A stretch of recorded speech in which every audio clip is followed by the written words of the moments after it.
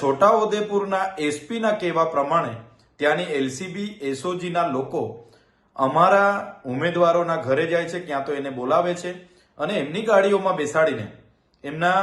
ગાડીઓમાં બેસાડીને એમને સામ દામ દંડ ભેદ નીતિનું ગણિત સમજાવે છે અને તમે ભાજપમાં જતા રહો એવું દબાણ કરે છે.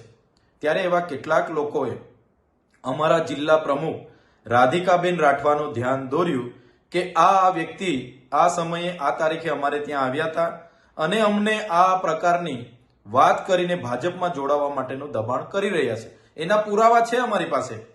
ભરૂચના છે, નર્મદાના છે, દાહોદના છે, તાપીના છે, સુરતના બધાના પુરાવા છે. જ્યારે જરૂર પડશે તો અમે જનતા માટે પણ જાહેર કરીશું. ત્યારે આ બાબતનું અમારા જિલ્લા પ્રમુખ રાધિકાબેન રાઠવાએ એક વિડીયોના માધ્યમથી પોલીસને વિનંતી કરી કે ભાઈ તમારું કામ એ જનતાની સેવા માટેનું છે, એ કામ બાજુ પર મૂકીને તમે રાજકીય પ્રવૃત્તિ કેમ કરો છો? અગર તમને રાજકીય પ્રવૃત્તિમાં એટલો રસ હોય તો તમે સ્વૈચ્છિક રાજીનામા આપો, વર્દી ઉતારો અને તમે ચૂંટણીઓ લડો તો ખબર પડશે તમારામાં કેટલું પાણી છે. બસ આ જ વાત હતી ને. એટલી વાતમાં છોટાઉદેપુર એસપી લાજવાના બદલે ગાજી રહ્યા છે.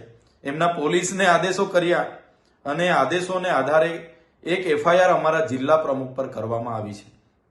એમને એવું હશે કે રાધિકા રાઠવા ભાગી જશે અને અમારા ઉમેદવારોને અમે ડરાવી ધમકાવીને ભાજપમાં મોકલી આપીશું અને ભાજપની બોડી ત્યાં અમે ફિટ કરી દઈશું. એવું નથી. અમે લોકો ભૂતકાળમાં પણ ગુજરાતની જનતા માટે લડ્યા છે. આદિવાસીઓના હર હંમેશ હક અધિકાર માટે અમે લડ્યા છે. સડકથી લઈને સદન સુધી અમે લડ્યા છે. આજે પણ લોકશાહી બચાવવા માટે અને સંવિધાનને બચાવવા માટે અમે લડીએ છીએ. અમે આવા તમારા ખોટી એફઆઈઆરોથી, તમારી જેલોથી અમે ડરવાવાળા લોકો નથી.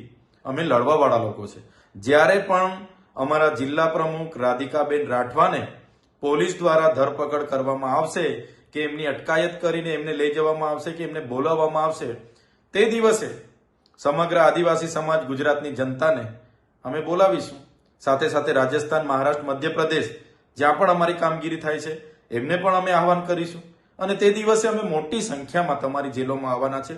તમારે મહિનો, વરસ જેટલું રાખવાનું એટલું અમને રાખજો, પણ અમે લડાઈ છોડવાના નથી. ગુજરાતની જનતાની ન્યાયની લડત અવિરતપણે અમે ચાલુ રાખીશું. એટલી વાત હું આપના માધ્યમથી કહેવા માંગુ છું. ધન્યવાદ. જોહાર. આખો વિડીયો જોતા પહેલા હજુ પણ અમારી ચેનલને સબસ્ક્રાઇબ નથી કરી તો યુટ્યુબ પર સબસ્ક્રાઇબ કરો અને ફેસબુક અને ઇન્સ્ટાગ્રામ પર ફોલો કરો.